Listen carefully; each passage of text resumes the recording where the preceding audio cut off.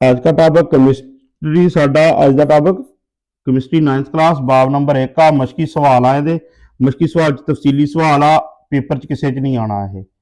जिद्दां लम्मी चौड़ी दी स्टेटमेंट उन्हें बनती है ना किसी बोर्ड ने नहीं देना है लेकिन यदि ऑब्जेक्टिव कोई एग्जामिनर इस्तेमाल कर सकता ऑब्जेक्टिवली यदि कोई स्टेटमेंट दर्जा अनवानात का मुतालिया केमिस्ट्री की कौन सी ब्रांच एक स्टेटमेंट दी उन्हें केमिस्ट्री की ब्रांच दसनी आ कि यह जी स्टेटमेंट आ इस चीज़ का तलक इस टॉपिक का तलक कि ब्रांच नाल सिंपल जिहा यह जवाब आ इसका एक टेबल की फॉर्म च असीं लिख सकते हैं बड़ा ईजी तामल का रेट तामल मतलब हुंदा रिएक्शन तामल जिहड़ा वर्ड आ इहदा मतलब की आ reaction rate of reaction rate मतलब शरह स्पीड समझ लो तुसीं ठीक आ स्पीड समझ लो रेट तो मुराद रुपये पैसों की कीमत ना समझी जाओ रेट ऑफ रिएक्शन ये कि ब्रांच आ स्टेटमेंट आ यदी ब्रांच कि मतलब फिजिकल केमिस्ट्री की असल एक होंगी आ ब्रांच कह लो कैमिकल काइनेटिक्स ये ਉਹਦੇ अंदर ਹੁੰਦਾ स्पैशली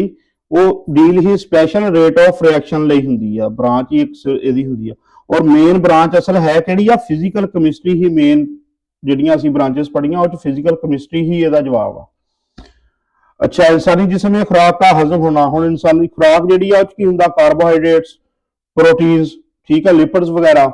ये खुराक का तलक कितना वा बायोमोलीक्यूल्स इहदे अंदर हुंदे आ ते सीधा सीधा सिंपल जवाब आ बायोकेमिस्ट्री हो गई प्लाज्मा की खसूसियात सीधा फिजिकल केमिस्ट्री है ते इकोसिस्टम हुंदा वा जानदार दा इंटरैक्शन माहौल नाल ठीक अगर इकोसिस्टम की डेफिनेशन दे विच ही जानदार दा किसी भी जानदार दा कह लो माहौल दे नाल इंटरैक्शन जिहड़ा वा अपने एनवायरनमेंट नाल इंटरैक्शन जिहड़ा वो इकोसिस्टम की डेफिनेशन च वर्ड सानू मिलणगे ये हो गया एनवायरनमेंट नाल तलक जानदारां दा माहौलियाती केमिस्ट्री ठीक अच्छा आतिशबाजी के दौरान वकूफ पजीर होने वाले केमिकल रिएक्शन आतिशबाजी जिहड़ी तुसीं टीवी च देख रहे हो डिफरेंट कलर दी लाइटां निकल रही वा ये क्यों होनिया ये 72 पेज जड़ा ना इसी बुक का 72 पेज ठीक है उत्ते आतिशबाजी का हवाला दिता होया कि इहदे विच की चीज इस्तेमाल होंदी आ वो होंदी आ मैटल साल्ट्स और मैटल किहड़ियां वा खासकर उच मैटल है मसलन सोडियम का जिक्र होएगा कापर का होएगा सोडियम जिहड़ा वा ये किहड़ा कलर कढदी आ येलो सोडियम पीला कलर जिहड़ा आतिशबाजी थानू नजर आएगा कापर का येलो होए सॉरी कापर ब्लू होएगा ठीक है बेरियम जिस तरह स्ट्रांशियम रेड होएगा बेरियम ग्रीन हुंदा ये 3-4 मेन चीज़ां जिहड़ियां हुंदियां इहदे अंदर जिहड़े रिएक्शनस हो रहे हुंदे आ ਇਹ ਹੁਣ अगर असीं देखिए सोडियम कापर बेरियम वगैरह का असीं जिक्र इन्हां दे साल्ट्स का जिक्र साल्ट्स का लफज किहड़ी डेफिनेशन सी इनआर्गेनिक केमिस्ट्री आ ठीक अल्ट्रावायलेट स्पैक्ट्रोमीटर एक मशीन हुंदी है इस तरह एक कह लो जिस तरह प्रिंटर नहीं हुंदा एक छोटा स्मार्ट प्रिंटर जिहड़ा होवे चंगी कंपनी का जिस तरह पिया हुंदा बैंकां वगैरह च कुछ तो बड़े हुंदे ना डब्बे जाए नॉर्मल सोना जिहा प्रिंटर हुंदा उस टाइप की एक मशीन हुंदी आ लैब च यूज हुंदी आ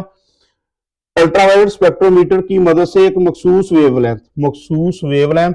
ये लाइट की जिहड़ी है ना कह लो कि वेवलेंथ एक वेव आ ना फर्ज करो इस तरह वेव बन रही है दो कंजैक्टिव जिहड़े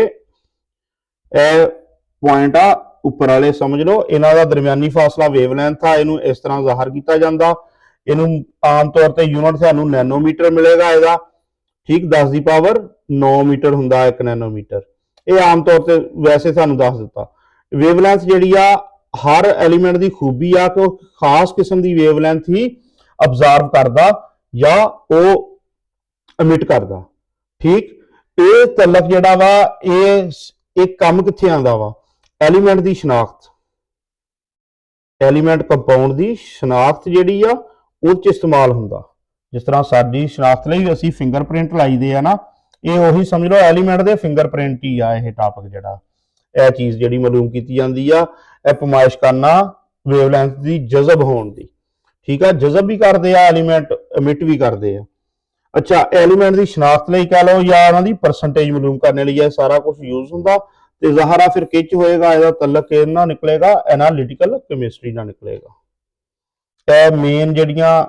ਥੋੜਾ ਜਿਹਾ ਪਤਾ ਹੋਵੇ ਕਿ ਸਟੇਟਮੈਂਟ ਦਾ ਮੇਨ ਮਤਲਬ ਕੀ ਆ, ਮਕਸਦ ਕੀ ਆ, ਇਹਦੇ ਪਿੱਛੇ ਕਹਾਣੀ ਕੀ ਆ, ਔਰ ਕਿਉਂ ਆਹ ਬ੍ਰਾਂਚ ਨਾਲ ਇਹਦਾ ਡਾਇਰੈਕਟ ਤਲਕ ਆ, ਇਸ ਤਰ੍ਹਾਂ ਯਾਦ ਹੋਏਗਾ ਤੇ ਇਹ ਕੋਈ ਵੀ ਨਹੀਂ ਭੁੱਲੇਗੀ। ਪੇਪਰ ਦੇ ਵਿੱਚ ਕਿਸੇ 'ਚ ਨਹੀਂ ਇਹ ਆਣਾ।